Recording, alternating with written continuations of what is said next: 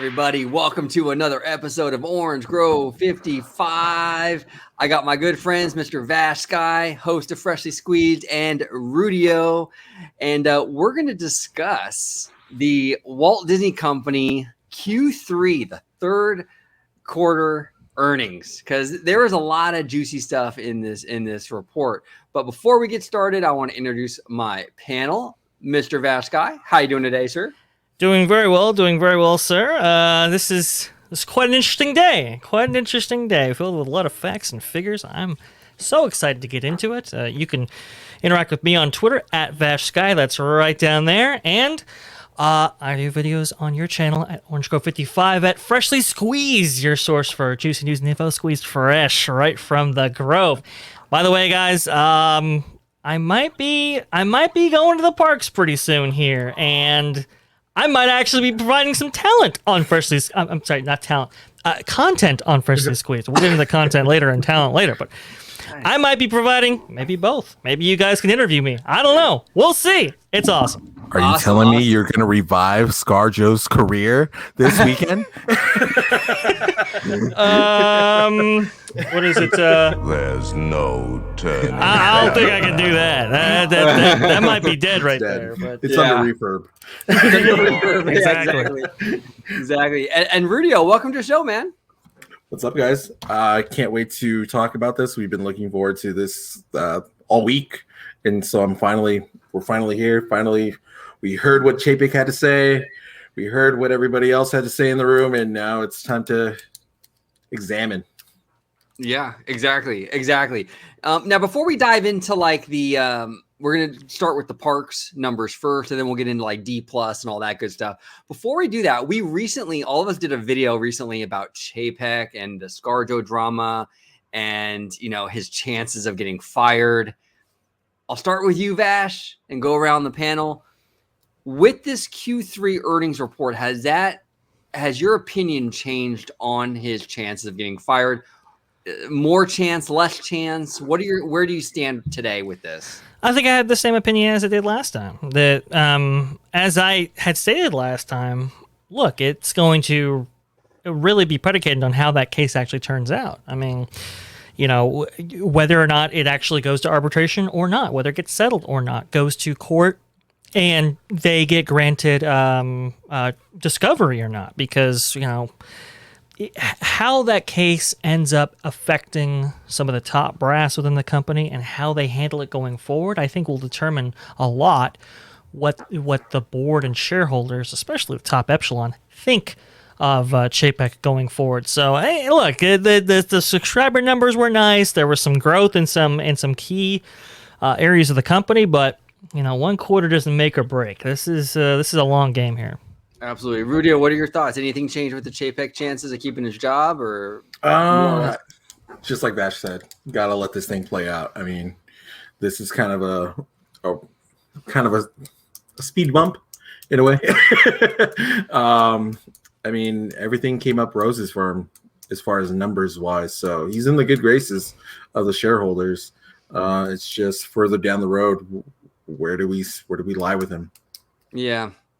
Yeah, I think that you're right. It is a speed bump. I do think though that the longer we go with the ScarJo lawsuit announcement behind us, and the further, with each passing day, I do think the likelihood of other people kind of joining becomes less and less, especially since you're probably, Disney's behind the scenes right now, kissing all kinds of ass. They're not going to let anybody slip through their fingers right now. They're going to offer them the world to make sure they don't have another ScarJo. Yeah, I just think that, on top of the fact that the stock and the earnings look good, I think his chances are less right now as we stand today. Now, this is just for today. I think his chances, in my opinion, stand less of getting fired than it did even a week ago. But that could change in a dime. I mean, who knows? Like Dre was saying, if the ScarJo thing goes south, like in a big way with that could drastically affect everything. But as of right now, I think he's garnered a little bit of momentum, so to speak. But we'll see. Yeah, a little bit. But we'll see. We'll see what happens. But I'm going to go ahead and share my screen right now. And this is from Scott Gustin. And if you guys aren't following Scott, please do. He is awesome. Keep him on your alerts. If you are a Disney fan, if you are a Disney Parks fan, just keep him on your notification list because he is coming with the news as fast as humanly possible. Definitely. Must follow. Absolutely. So we're going to start off with, we're going to skip the D plus right now. We're going to do that after the parks, but we're going to start with the parks. And It says here that Disney Parks Experience and Products. I still hate that name, by the way. That was that's a Chapek exclusive right there. He changed the name to that when he merged the two divisions. Yeah. Oh man, I'm not a fan of that. But that went up. It was up 4.3 billion. Yeah, up 100+%. I guess is that year to year? Is that what that year to year? Yeah, year to year. So year over year. Yeah, year over year. So those are pretty good numbers. Now we do have to take into account that the last quarter, from what I understand, Disneyland was not open. So yeah, I mean, these are good numbers, but I mean, Dre, I mean, is this kind of to be expected when you go from Disneyland not being open to being open? I mean, you can't really go anywhere but up, right? Kind of. Oh yeah, and I believe Christine. Now I'm blanking on her last name. The CFO. The CFO, Christine McCarthy, I think. McCarthy? Is it McCarthy? Okay. I do apologize, guys. We were, man, we wanted to jump right on this. So, if the details, if they get a little, if they get a little blurry, I do apologize. But Christine was very bullish on it. She was just like, hey, look, we're continuing to open. And as these parks continue to open, I mean, the cap, the per cap just goes up and up and up and up and up. And it's pretty much exponential growth as government restrictions are lifted. In the case of Disneyland, that was huge. To that park being able to saturate guests, take in more guests, saturate guest spend. Because, I mean, look, barriers to entry, right? If you have to wait outside of a store, you're probably not going in there and buying product and walking out. Versus, hey, if I have free access to that store, now we're talking.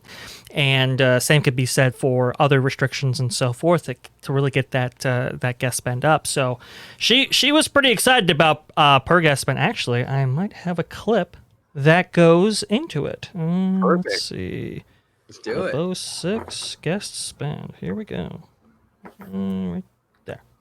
Guest spending at our domestic parks has been exceptionally strong, with third quarter per caps up significantly versus fiscal 2019 at both Walt Disney World and Disneyland. Guest spend has benefited from pent-up demand and favorable guest mix, driving higher admissions per caps, as well as from spending on products related to Star Wars, Galaxy's Edge, and Avengers Campus. There you go. Okay, so she's saying that the sales from Galaxy's Edge and Avengers Campus have been strong. Yeah, have contributed to the per cap year over year increases. That's interesting. I mean, I haven't heard anything new. I mean, I haven't heard anything about. I mean, we were all following like Galaxy's Edge like 2 summers ago and all that stuff, but I didn't know it was still kind of going strong with that. The Avengers Campus thing is a little bit of a shock though, because we've all been kind of making fun of that with the spider bots, Yeah. I mean, you think about the few times that I've been to the parks since the reopening. I've seen an abundant amount of lightsabers, just people walking around with them around their shoulders, carrying them. There's a lot of more than I remember seeing when Galaxy's Edge opened. Initially. Wow! To me, that's just my impression of how guests are reacting. Also, stimulus money. Oh yeah, that's true. Yeah, that's true. A lot of liquid money that people didn't have before, and now they're going and spending this money at the parks, getting that lightsaber, getting that droid, and then heading over to Galaxy or to Avengers Campus across the way, and maybe picking up a spider bot, maybe for their kid, maybe they're picking up DLC. There's a lot of spending going on at Disneyland. I'll just say that much. Yeah. It's pretty wild. Go ahead. No, sorry. Oh, no, I was just going to say, I think we had a conversation last time, post-show, Rudio, about like which place actually makes more money, Oga's Cantina or Savi's Workshop. And it was just like you could make arguments for both of them, and they're just raking in the cash. I think Avengers Campus, like I said, I think that store Man, that really hurts a little bit because ideally, I mean, I think I remember hearing an imaginary number where, how many seconds you have to actually after a guest comes out of an attraction or comes off an experience, how many seconds you actually have to actually buy something in front of them. That number goes down tremendously past a certain point. I think it's like 50 seconds or something like that. And so ideally you'd like that to be in the land, the big store in the land. Unfortunately, it's at the front of the park and, maybe it's in a corner and something like that. I think that's a really lost revenue making opportunity. But Avengers Camp is considering contributing towards year over year. That's awesome. That is pretty cool. Now, I went into that web supplier store. I didn't really see too much personally, Yeah, I mean, there wasn't a whole lot. I mean, maybe if you're a young kid, the spider bots are cool. Maybe, I don't know. The only thing is, it's literally the first thing you see once you exit the attraction. It's the first point of sight. You're seeing that big web supplier store, so that's the big advantage to it being an Avengers Campus. It's just so small and the variety. It's definitely catered to 8 and below, but just a missed opportunity. Yeah, completely. And then from what I understand from Chapek's comments today, he kind of confirmed that reservations aren't going anywhere. Yeah. I know a lot of fans are not too happy with the reservations. I had my reservations about the reservation system too going into it. I haven't had an issue with it yet, but that's probably going to change when Magic Key kicks in. August 25th. Yep.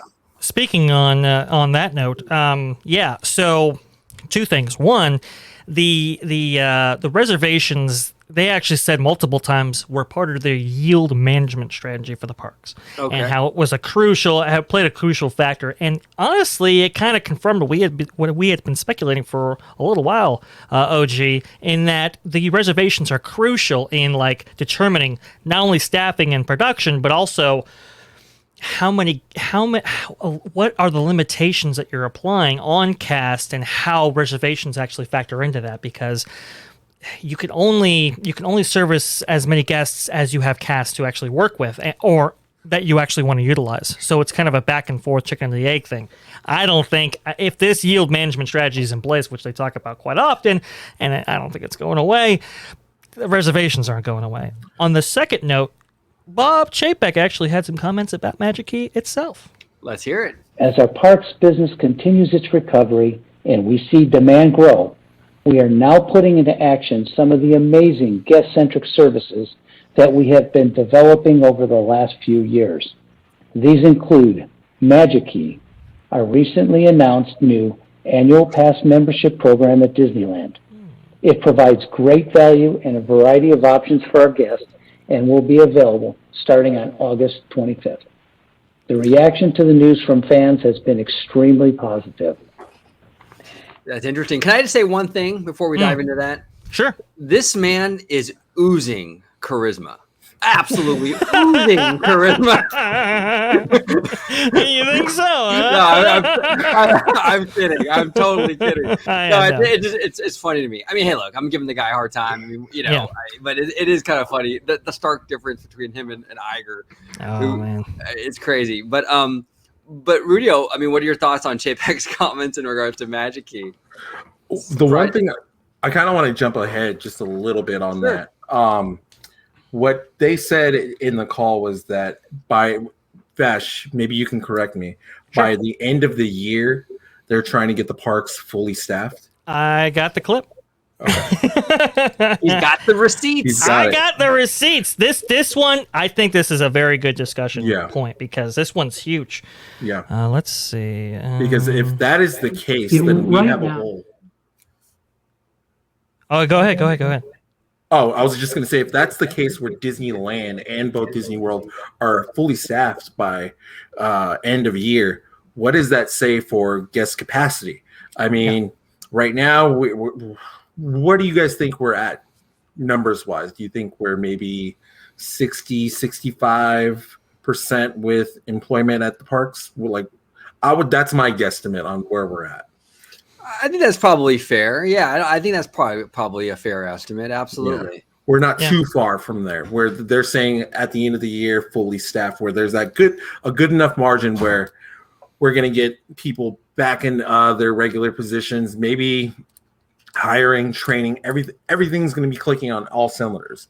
Yeah. If that's the case, then that's only positivity for the Magic Key. Because right now, the first 60 days or so might be hard to get a reservation just because of the lack of workspace that these cast members have. But if we're going to be fully staffed by the end of the year, and we all know how Disneyland is in December going into the New Year's break, it's busy. It is colossal.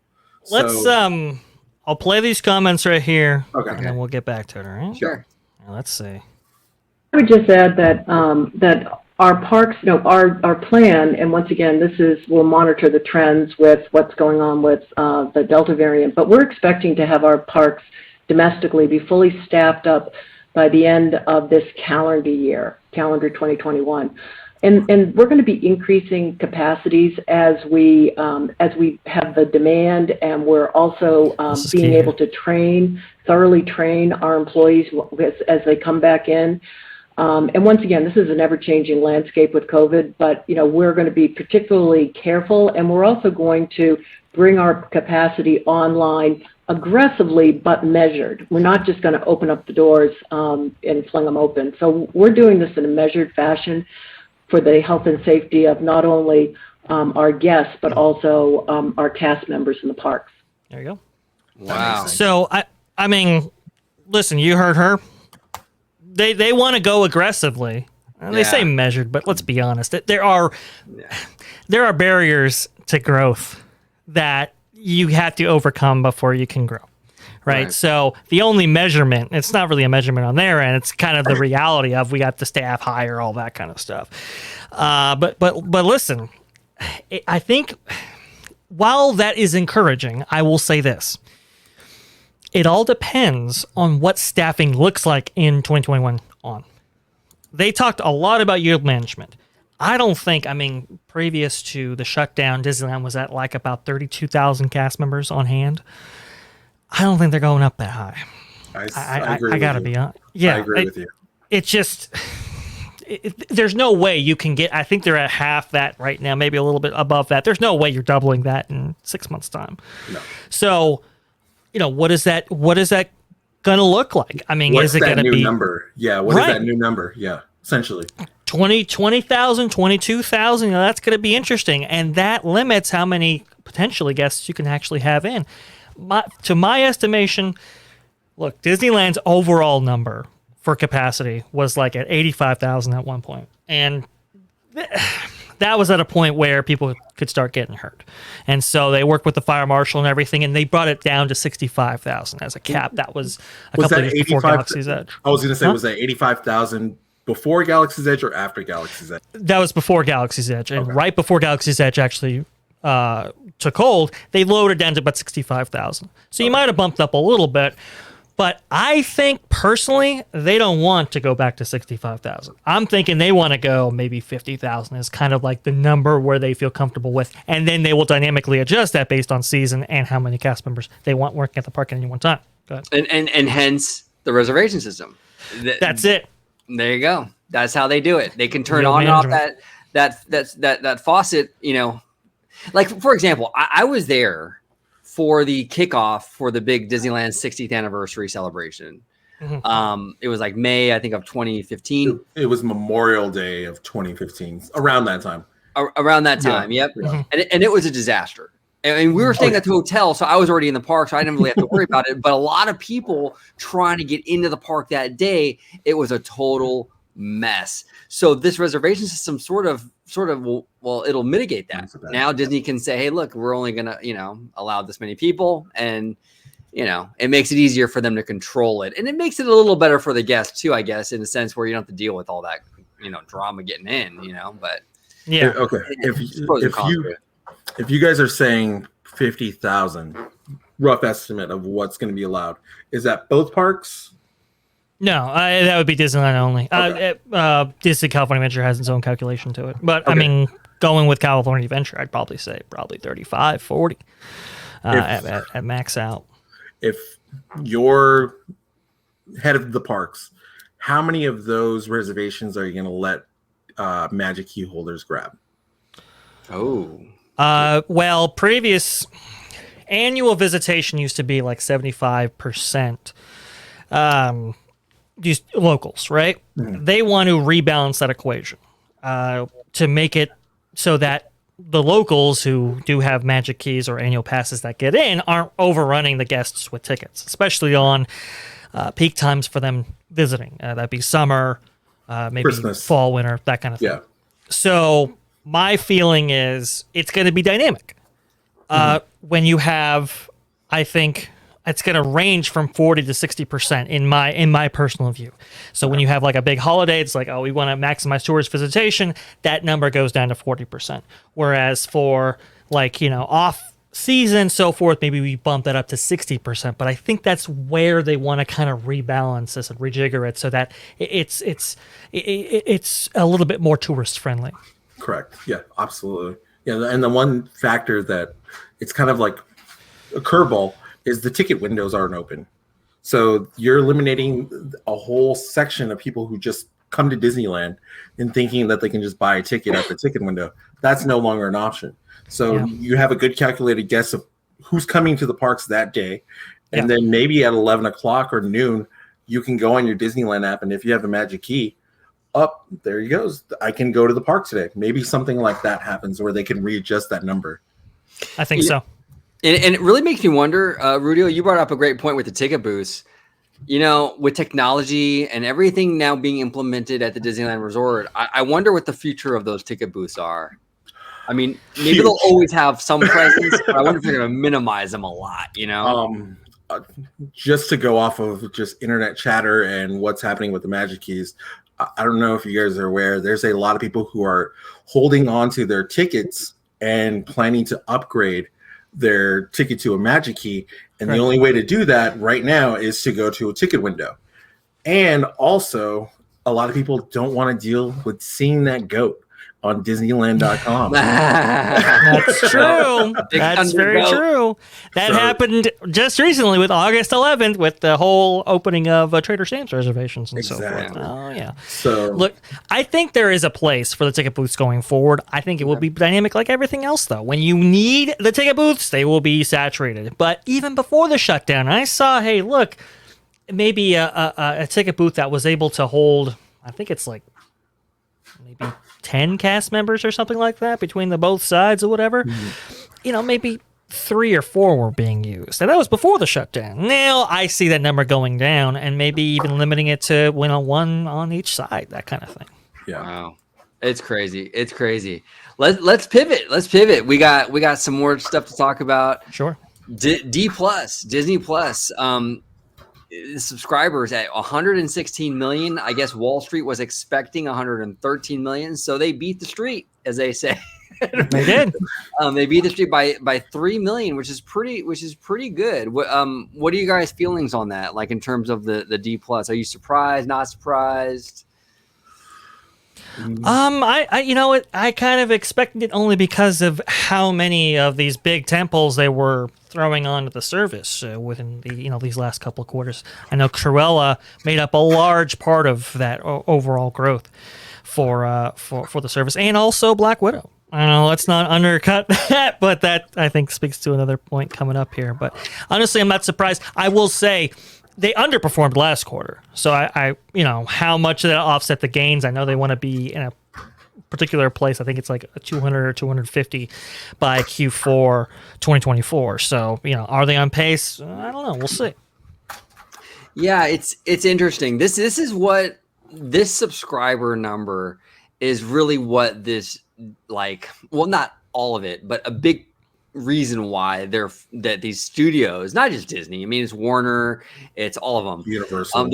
Universal. They're obsessed with putting it on these streaming platforms is because they want to get these subscription numbers up, and if they can throw a new movie on there like Suicide Squad or what have you, it gets these numbers up. And Disney's been releasing quite a bit of these on the platform. And to its credit, Luca, which I absolutely loved, has been kicking some ass from what I've been hearing on Disney Plus. Yep.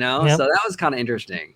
You saw how It's quite interesting because you saw how Bob Chapek was talking about Luca, and like he would say it in the same sentences as, "Oh, Loki and Captain Falcon and or Winter Falcon Soldier or Winter something Soldier, like that." Yeah. And it's just like, I mean, that's a huge major studio that you bought for $7 billion, not even 10 plus years ago or whatever. And now it's kind of this content delivery. It's one more notch in the chain of content being delivered on Disney Plus. I mean, it's just, I don't think the Pixar guys, I don't think they like that comparison too much. No. And it reminds me so much of Saving Mr. Banks with P.L. Travers. Remember P.L. Travers? She didn't want to sell her Mary Poppins to Walt because she would become a brick in his castle, is what she said. Yeah. And it's exactly what Pixar has become, sadly. Is it's another brick in the castle. It's another farm to create content for D+, which is sad because Luca, if you haven't seen Luca, check it out. It's a great little movie. Really great little movie. Oh, yeah. Go ahead, Dre. Oh, I was just going to say, Bob Chapek goes into maybe the distribution release strategy in a couple of clicks, but well, let's get some more opinions around here on the discussion board. Yeah, absolutely. Let me go ahead and I'm gonna show this because I thought this was pretty interesting, and it was kind of like, I don't know, with these executives, it's like you got to look at every single word they say because they do. It's very much intentional, But this is a weird statement from him. He says Chapek called the release an, quote, interesting experiment for Disney as it's the first Marvel move with a 45-day theater exclusive window before going to streaming. It's interesting to me that he called it an interesting experiment because it's not the experiment. The theatrical windows have been like the normal forever. The streaming stuff is the experiment. So when he said this, I was like, what are you talking about? It's an experiment. This is back to the norm, right? Well, I have the clip to provide maybe a little bit of context of what he was saying. If I could bring that up here, let's see. That's clip 11. I think it's halfway into it. All right, Michael. As you probably recognize, we live in a very uncertain world in terms of the recovery of some of our markets, and the theatrical exhibition world. He goes on for a little bit here. I'm going to skip ahead. We've said from the very beginning variant that would have such a significant impact on the marketplace. At the same time, when you work in an ecosystem, having a lot of partners, they need to be able to plan their business too. And so at some point, we have to put a stake in the ground and say, for example, Shang-Chi, that's going to be a title that we're going to put in the marketplace, or Free Guy, that's going to be a title that we're going to put into the marketplace. Not knowing, again, 3 months earlier, when you make that commitment, what exactly the marketplace and then he goes forward. Actually going to be an interesting experiment for us because it's got only a 40 and set of agreements, so we don't have the degree of freedom to do that on Free Guy. On Shang-Chi, we think it's actually going to be an interesting experiment for us because it's got only a 45-day window for us. So the prospect of being able to take a Marvel title to the service after going theatrical with 45 days will be yet another data point to inform our actions going forward on our titles. But once again, I'll refer back to my previous answer. When we plan... Yeah, and then it goes back to, planning all this stuff out in advance and then having to change it up on the fly. Listen, releasing a film like this, not day and date, within the current kind of situation that we're already in, is a dynamic unto itself. The other dynamic is the shortened window of 45 days. Usually it was like 3 months or something like that. Now it's 45 days. And what does that do to a film like Shang-Chi having a theatrical run and then putting it on Disney Plus? Does it solidify itself in the marketplace? Does it, kind of not be cannibalized by not having rewatches, people pirating it, people buying it and not going to the theaters and so forth? How does that work? I think they really want the data that comes from that more than even just like the box office totals at the end of the day. Yeah, it really seems from Chapek's comments there that nothing is set in stone. Nothing is written in stone with this. I mean, they are learning as they go right now. I mean, Absolutely. and not in a bad way. I'm not putting him down. I mean, as they should. I mean, this is a new world we live in, not just with COVID or whatever, but I mean, just with this whole streaming model and stuff. It's good to get the data and kind of figure out, how to move forward and kind of build kind of like your protocol, so to speak. So I understand why it's doing that, but yeah, it really sounds like they're kind of like right now they're collecting data to decide what they're going to do going forward, to set a standard. And that's very interesting. What do you think, Rudio? What are your thoughts on this? The funny thing, like the whole experiment, there was a good tweet or reply or quote tweet. My apologies.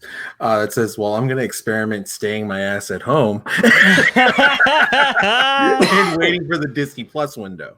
Sure. So there's that reaction on the internet right now as far as what people are seeing on their timeline regarding Shang-Chi.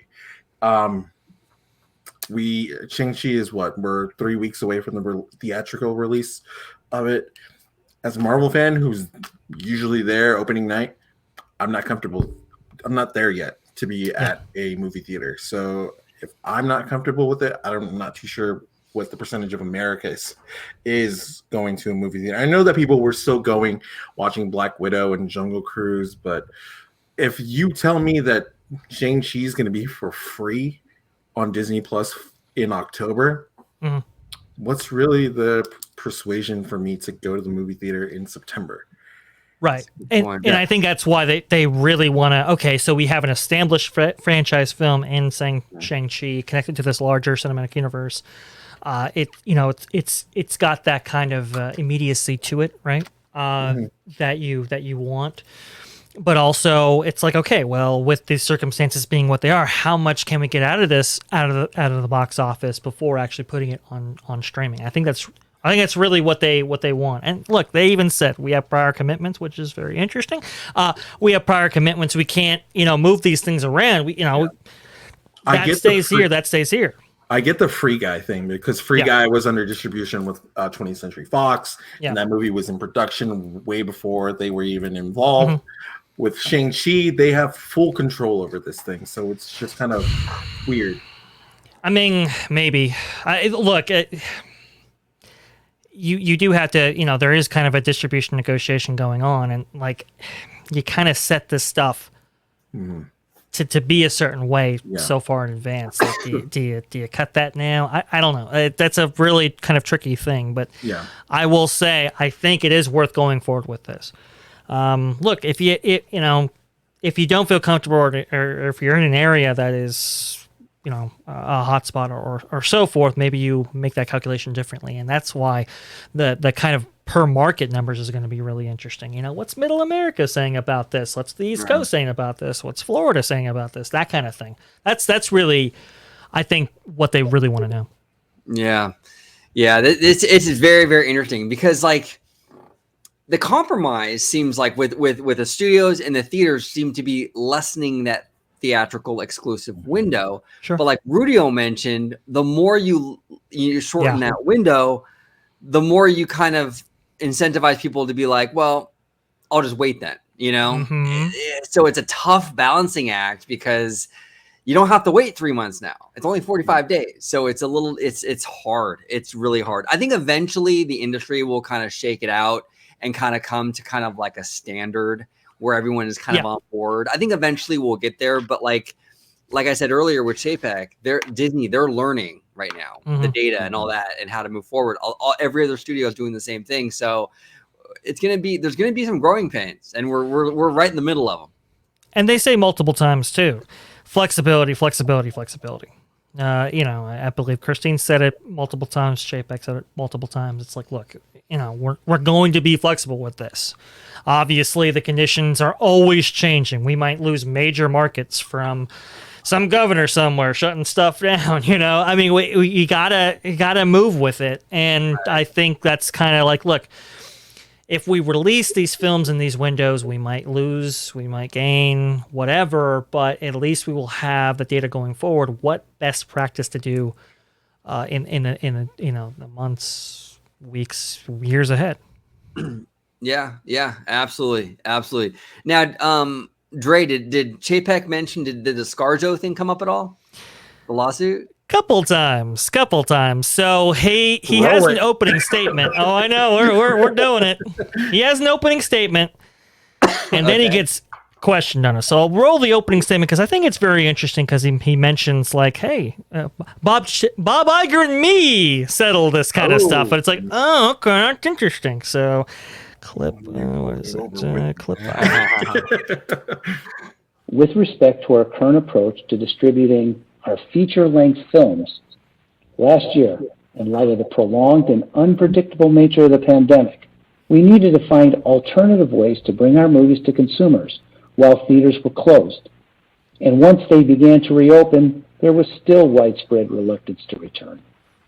Therefore, we adopted a three-pronged strategy for releasing our films that consisted of theatrical releases, direct-to-Disney Plus, and a hybrid of theatrical plus Premier Access, as we did with Cruella, Jungle Cruise, and Marvel's Black Widow, the top-performing film at the domestic box office since the start of the pandemic. High praise. Both Bob Iger and I, along with the leaders of our creative and distribution teams, determined this was the right strategy because it would enable us to reach the broadest possible audience. And just to reiterate, distribution decisions are made on a film-by-film basis based on global marketplace conditions and consumer behavior. We will continue to utilize all available options going forward, learn from insights That's gained for with each court, by the release, way. and innovate accordingly, while always doing what we believe with respect to our Yeah. And then somebody actually questioned him about talent, how they go through this process and so forth. This was the really interesting clip 16. Okay.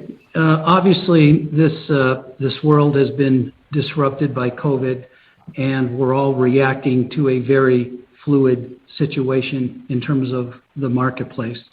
We're very grateful for the fact that we had the ability to take out a lot of titles, both not only in the theatrical marketplace for those that prefer to watch a film that way, but also at the same time through our Disney Premier Access. And that was a winning strategy for us to give consumers the choice for those that decided that going back to a theater was not for them at the same time. That said, these films, Jessica, were really conceived under a time when we did not know what was going to be happening with consumer behavior 3-4 years later, and certainly didn't know about COVID at the time. So we're dealing under a different sort of set of conditions than we thought. What I will say is that just like we've done many times before as the business has evolved and transformed, we've figured out ways to fairly compensate our talent so that no matter what the business model is that we have to go to market with, everybody feels satisfied. And I will say that since COVID has begun, we've entered into hundreds of talent arrangements with our talent, and by and large, they've gone very, very smoothly. So we expect that would be the case going forward. Certainly, this is a time of anxiety in the marketplace. Big words, as a lot has Bob. Big changed recently, and again, these Big films that fat we're words. releasing right now were imagined under a completely different environment That's than, fair. unfortunately, the fate That's has fair. delivered us. Here, there you go. But we're trying to do. He basically closed his arguments Yeah. there. That- Interesting. That is interesting. That is very, very interesting. See, here's the risky thing about that comment. Yeah. Here's the risky thing about that comment. He cites that we've entered into hundreds of deals. I think he said hundreds, right? Or thousands. He said hundreds. Yeah, hundreds. Hundreds of deals with essentially no problem, right? By and large, very smooth. By and large, very smooth. Mhm. Now, in a sense, I agree with him. Okay, you've had one blip. You've had ScarJo. Okay, Yeah. 1 out of hundreds. Cool, I understand that. But the issue, though, with making a comment like that, right now it's fine. But the caveat is that what if Emma Stone comes forward? Now, I don't think they are. I think ScarJo will be the outlier at the end of the day, but you can't say with 100% certainty. What if Emily Blunt comes forward? What if other actors and actresses come forward? now you're on the record saying, well, we've done all these deals and they've gone great. And then if more people come on, you kind of look like an idiot. Well, no, they haven't. Now you got like 7 people suing you, right? So he should, I mean, I understand what he's saying, but if more people decide to sue, it makes them look foolish. Well, I think it makes them look foolish just because it's like, look, we were making hundreds of deals. You didn't make a deal with ScarJo, apparently. And that's what she's going to use in court. Oh, they were making deals with everybody else. Well, that's true. But me. And it's just like, if I'm ScarJo's lawyers over there, I'm clipping that out and I'm going to play that in front of a judge. That's just what it's going to be. Go ahead, Rudy. What do you have to say? No, I was just going to say this is all just one big thing that you can say to the judge and be like, hundreds. Smoothly. Smoothly. Yeah, exactly. But now here. Oh, sorry. Go ahead. I was going to say, but now here's the question, though. Hundreds of deals, but they ignored ScarJo. Why do they ignore ScarJo? I mean, that's what I want to know here. Why do they single her out? What happened? What happened? Exactly. Why were they so willing to do hundreds of deals, but she was left in the lurch? And that's the one thing, that's the question. That's the one question I keep asking, coming back to this, because there has to be something that she's asking for that freaks Disney out. There's got to be something in there that they're like, there's no way we can do that. If we do that, we're going to set some precedent and we're going to get screwed in the end or something.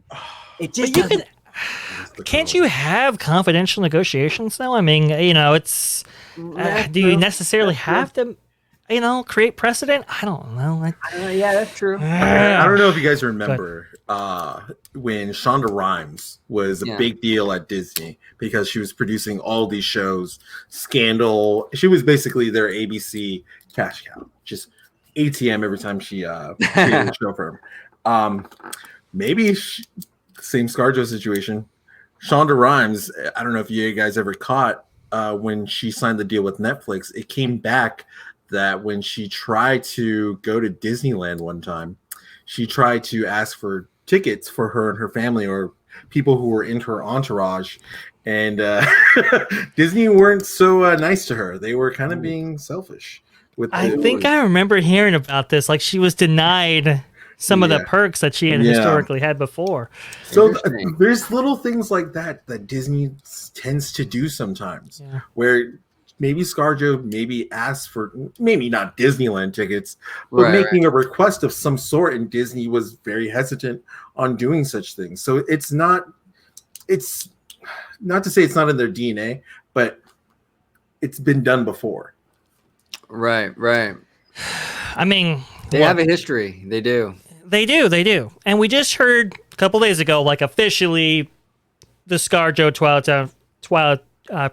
not Twilight Zone, but the Tower of Terror ScarJo project. That's at least she's off from it. And being as a producer, I don't know where that development's going to go going forward here. I know they were trying to get her to be an actress, and they just have cut ties with her officially. It just seems like if she was going forward with this, obviously this was important enough to put her career basically on the line here. And this is why I go back to, she had assurances from somebody that her career in Hollywood wasn't dead after this. And I still hold true to the fact that, look, if you're going for the king, if you're going for Chapek, and Chapek ends up getting the door after this whole lawsuit goes forward and all that, that's her in from that point. Because, it's now Chapek and whatever dealings there were, and the CEO leadership has changed, and those systemic problems are excised, for lack of a better word. Maybe she comes back, but man, I don't know. This is a very interesting thing here. I was just telling a friend today that the biggest would be to Iger. It would be if you see a photo of Iger and Scarlett Johansson holding hands in solidarity. And then it goes to say Tower of Terror back on. Yeah. That's interesting. If we go that route, that's only if Chapek's out, Iger stays on, ScarJo, they settle out of court. They do to make amends, and everything's PG clean. Yeah. It's wild. Now, here's the thing. I mean, I remember when James Gunn got fired, right? And yeah, he got fired, and then Warner Brothers snatched him up right away. They wanted instantly. They got him for Suicide Squad. And from what I hear, that movie's pretty good. Actually, I haven't checked it out yet, but I hear it's pretty good. 2 thumbs up. 2 thumbs up. Okay, I gotta check it out. I heard King Shark is pretty funny. I want to see him. Hilarious. Not for kids. Not for kids. Any of the kids that listen to this program, don't watch Not for you. Radar movie for sure. but like, it wouldn't surprise me if something similar like that happens with ScarJo. I mean, and they would be seen in the fan community as like a hero. Like if Warner Brothers says, "Hey, you know what, ScarJo? Hey, why don't we'll make you our leading lady in some DC film or whatever," and it's announced next week. The fandom would be like, yeah, you know, I mean, it would be the same reception that the fandom kind of had with James Gunn. I mean, a lot of the fandom really wanted him to get hired back by Disney, but Warner snatched him up, and a lot of people saw that as like, you know, a positive thing that Warner was doing. I can see that happening with ScarJo. Some studio picking her up, and it's good PR. They're literally across the street. I mean, yeah, that's it. Yeah. Could you see her being like the next Catwoman or next Poison Ivy or something like that? I mean, it is possible. And now it's like, okay, well now, you know, we go forward with ScarJo, and that's it. Look, you know, it's one of those. We're still friends, right? Right? You know, it's right. It depends on how hard you hit me. It'll be fascinating to see what additional fallout comes from this. This issue's not over. It's just beginning in my book. Yeah. It is interesting. Now, Dre, has it surprised you at all that the other people haven't come forward yet, or is it still kind of early for that? I think it's still kind of early. I think they literally are kind of seeing where this lawsuit goes, because remember, it has to get past the arbitration clause. The judge has to kind of grant, okay, look, we can't have you go into arbitration because of this, or the other way around, and then that's kind of its own separate issue. These things kind of take time to develop. Okay. I think we're seeing battle lines drawn. We're seeing kind of this, balkanization of camps. It'll be fascinating to see. Yeah. What do you think? Rudy? I mean, are you surprised no one else has come forward yet, or are you in Dre's camp? It's kind of early yet. It's kind of early. We're just getting word of this, and the movie just came out. And I mean, maybe in the social media presence, people from Marvel's side or her former co-stars would have said something by now, but it's kind of eerily weird. Nobody has said anything, but yeah, we touched upon that in our last video too. Yeah. Like Disney's been silent. Not Disney, but like her co-stars. They've been silent. They haven't come out really to defend her like they did James Gunn and what have you. Mm-hmm. That's kind of weird. That is kind of weird. But I mean, they could be afraid for their careers. It could be a lot of things. A lot of them are working with Disney in future projects. Sure. So speaking of future projects, I wanted to pivot just a little bit more on the Disney Plus side. Sure. They did announce a few projects going forward. Coming out at the end of this year, meaning Hawkeye and Boba Fett, Mandalorian spinoff. And then they did throw a little bit of curveball. Disney Plus Day, November 12th. I did see that. Disney Plus Day. What do you guys think of that? Like, what are your guys' expectations going into that day? It's kind of interesting. It's actually kind of smart what they're doing is they're sort of creating like a July 17th kind of situation, right? Yes. But they're using that as an announcement day. Yes. It's smart. I think it's a smart idea. I'm very, very curious. I've enjoyed the platform. I've enjoyed D Plus so far. I've had it since the beginning. I've enjoyed it. So I'm very curious what they're going to announce. I hope we hear more Star Wars stuff. I'm a big Star Wars nerd. I know Mr. Vashkai is as well. He loves the Star Wars, and I want to hear what they got. I'm all in. What do you think, Dre? I think, hey, maybe because there's been some content that has rolled off. over some time or so forth, maybe we get that content thrown back in with maybe even more content from the vault and the library and stuff like that to kind of, bump it up a little bit. I mean, that would be really, really cool. I think this is all kind of like to prevent churn. And Bob Chapek spoke about that a little bit, how like, hey, churn is lower. It's lower with the bundles, lower with Disney Plus. It's not as big of a problem as it might have appeared or might have looked before. And I think this all goes with his plan of having kind of big stuff every single week and give these kind of big momentous moments here that go around the calendar and kind of increase subscriber numbers and increase retention going forward. So I think it's fascinating and it's really, really exciting. Yeah, it's going to be pretty cool. Now, on a side note, before we close out today's conversation, I just saw What If. What'd you think? And I freaking loved it. It's great, right? I think it's fantastic. It's fantastic. I've heard that is the weakest of the episodes that are about to come out. Oh, well, then the show will be absolutely phenomenal because I thought that episode was really good. I like that one a lot. Yeah, the animation and just the way they fleshed out the story, and they brought back most of the voices. Chris Evans, the guy who did the voiceover for him, did the best he could. Some moments where you're like, okay, I know that's not Chris Evans, but for the most part, he did a really good job. They did. And Dre, you haven't seen it yet?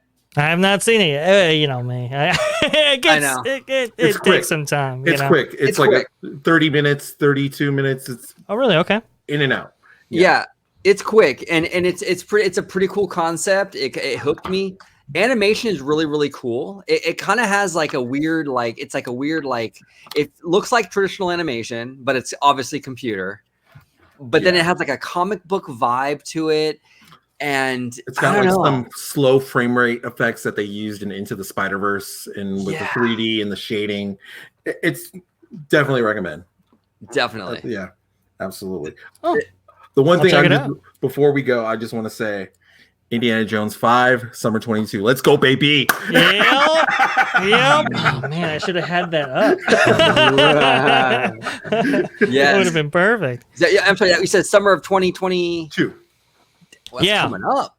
Chapek referenced it. He's like, hey, we got Indiana Jones. It is on schedule. It's coming out summer 2022. We got 1 year for that. That's not bad, man. I have high hopes for Indy 5. I think, well, we'll see. I mean, coming off of Crystal Skull, it's kind of like the parks numbers, you know? It can only really go up once Disneyland open. After Crystal Skull, you can really only go up from here. Yeah. So we'll see.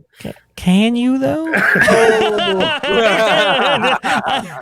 Look, I don't mean to throw a wrench in the works here, but I'm kind of concerned. I mean, they already nuked the fridge. What else can they do? I guess. I hope. Right. Now, is Spielberg on this one? Producer? He's producer, yeah. So he dropped out of directing duties, but he is going to be closely involved with the director. So okay, I mean that bodes well. I mean Spielberg is pretty. I mean he's an icon, legend. I mean hopefully he has a lot of notes. A lot of input. Here's what you can do. Fix it. So we'll see. We'll see. Go ahead. One more thing. There's a whole bunch of other stuff that came out of this conference call that we didn't quite get to, like maybe capital expenditure spending, maybe Disney Genie and stuff. Those we'll have to hit some other time because they mentioned Disney Genie a lot, and I think they're doing it for a reason. Disney Genie will be a video all on its own, I think. Mm-hmm. Interesting. Yeah, absolutely. The way they're executing that, the way that they put emphasis on that, I think that's a whole. Once we get more details, I'd like to do a video on how that actually will be executed. How does that dive into its the yield management structure and kind of all this kind of stuff that they're what are they doing behind the scenes here? Very smoothly. Very smooth. Funny. Oh yeah, but very smooth. Yeah, you're right. Very smooth. Just got that right now. That's too funny. Yeah, no, we will. We'll definitely. There was a lot that in this quarterly earnings today. We will definitely have to meet up again soon and discuss all that stuff, like you said, like Disney Genie and all that. Because there was a lot to dive into. So absolutely, I'm gonna go around the panel. I'll start off with Mr. Vash Sky. Where can they find you at home, sir? Best place to find me or interact with me, I should say, is going to be on Twitter. That's at VashSky, just like it's spelled right there. I do a show on your channel, Undergrow 55, Freshly Squeezed. Your search for juicy news squeezed fresh right from the Grove. Like I said, I think I might find myself in the park a couple times in the upcoming days here, and you guys want to tune in because I'm sure I will have many thoughts on that. But we'll see. Awesome. And Rudio, where can they find you at home, sir? You guys can find me on social media at Rudio, on Twitter, Instagram, TikTok. Awesome. And we will definitely reconvene and finish up a lot of the topics, like Disney Genie and all that soon. We'll definitely do that because I definitely want to dive into all that stuff. Put it in the comments. Let us know what you guys want to talk about. Did they mention stuff that we didn't get to right now? Let us know, please, because there was a lot in there. Yep, exactly. Put it in the comments. Let us know what you want us to talk about in the next video regarding the Q3 earnings. And thank you guys so much for watching. Like, subscribe, and as always, have a wonderful day. Bye-bye.